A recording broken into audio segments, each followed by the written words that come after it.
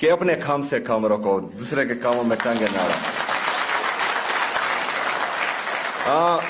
Health اور education, جس طرح کہ میں نے پہلے بھی کہا کہ یہ بہت ضروری ہے ایک معاشرے کو بہترین معاشرہ بنانے کے لیے, کیونکہ شاید آپ میں سے بہت سے لوگ وہ تانا یا کچہری نہیں گئے ہوں گے, لیکن آپ میں سے سب کے سب جو ہیں وہ اسکول اور ہسپتال گئے ہوں گے. باقی چیزیں جو ہیں, جو گورنمنٹ کی پریارٹیز ہیں, وہ ساتھ ساتھ چلتی رہیں گی, لیکن ایجوکیشن اور ہیلتھ اس کے ساتھ ہماری عوام جو ہیں وہ ڈائریکٹلی منسلک ہیں. ہمارا ٹیچر میری عوام کا مستقبل سنوارتا ہے,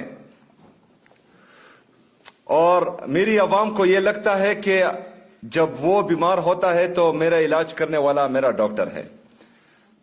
تو ٹیچر کے ساتھ ہماری عوام کا مستقبل ہے, اور اللہ کے بعد ڈاکٹر کے ساتھ ہماری عوام کا جان کا ایشو آتا ہے. تو ہمارے مستقبل اور جان اگر خطرے میں ہو تو صوبہ خطرے میں ہوگا, اور جب صوبہ خطرے میں ہوگا تو ہم سب خطرے میں ہوں گے.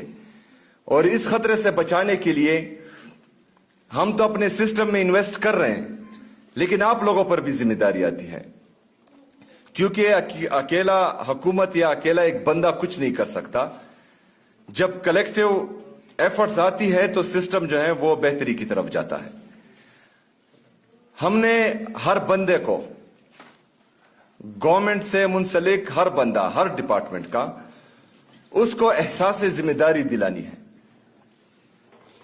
جب ہر بندے کے ساتھ اپنی ذمہ داری کا احساس ہو, اور اس کو یہ لگے کہ اگر میں ٹائم پر اپنی ڈیوٹی پر نہیں جاتا تو یہ بھی کرپشن میں آتا ہے,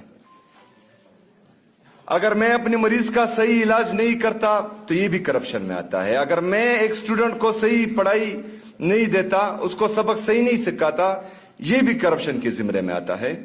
تو یہ احساس ذمہ داری ہم سب میں ہونی چاہیے. میں اپنا 100% دے رہا ہوں, بلکہ اپنی